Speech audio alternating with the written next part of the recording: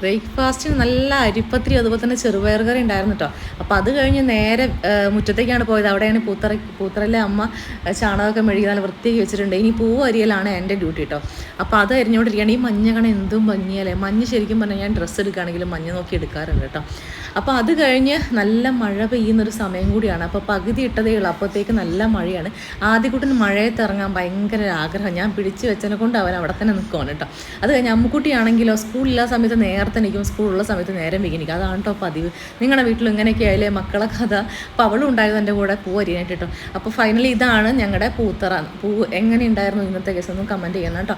അടിപൊളിയായിട്ടില്ല, എനിക്ക് ഒരുപാട് അങ്ങ് ഇഷ്ടപ്പെട്ടു കേട്ടോ. അത് കഴിഞ്ഞിട്ട് എല്ലാവരും കൂടി ചായ കൂടിയൊക്കെ കഴിഞ്ഞ് എല്ലാവരും കുറച്ച് നേരം TV കണ്ടുകൊണ്ടിരിക്കുകയാണ്. അത് കഴിഞ്ഞിട്ടാണ് വീട്ടിലടുത്ത ജോലിയിലേക്ക് പോകുന്നത് കേട്ടോ. റൂമൊക്കെ ആകെ അലങ്കോലായി കിടക്കുകയാണ്. അപ്പോൾ അതൊക്കെ ഒന്ന് നീറ്റായിട്ട് വിരിച്ചിടലാണ് അടുത്ത പണി കേട്ടോ.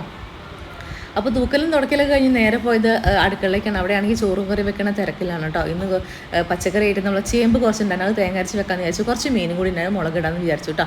കുറച്ച് പൊരിക്കാനും കൂടി വെച്ചിട്ടുണ്ടായിരുന്നേ.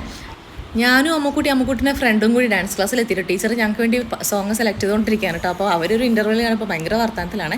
അങ്ങനെ ഡാൻസൊക്കെ തുടങ്ങിയിട്ടുണ്ടായിരുന്നു. അത് കഴിഞ്ഞ് എൻ്റെ ഡാൻസ് ആയിരുന്നു കേട്ടോ. അങ്ങനെ പ്രാക്ടീസിലാണ്. ഞങ്ങൾക്ക് തൊട്ടടുത്തുള്ള അമ്പലത്തിൽ ഒരു പരിപാടി ഉണ്ട്, അപ്പോൾ അതിലേക്ക് വേണ്ടി ഡാൻസ് ഉണ്ട്. അപ്പോൾ ഈ ഒരു ക്ലാസിക്കൽ ഡാൻസ് ആദ്യമായിട്ട് കളിക്കണം, അപ്പോൾ അതിൻ്റെ ഒരു ടെൻഷൻ ഉണ്ടായിരുന്നു കേട്ടോ.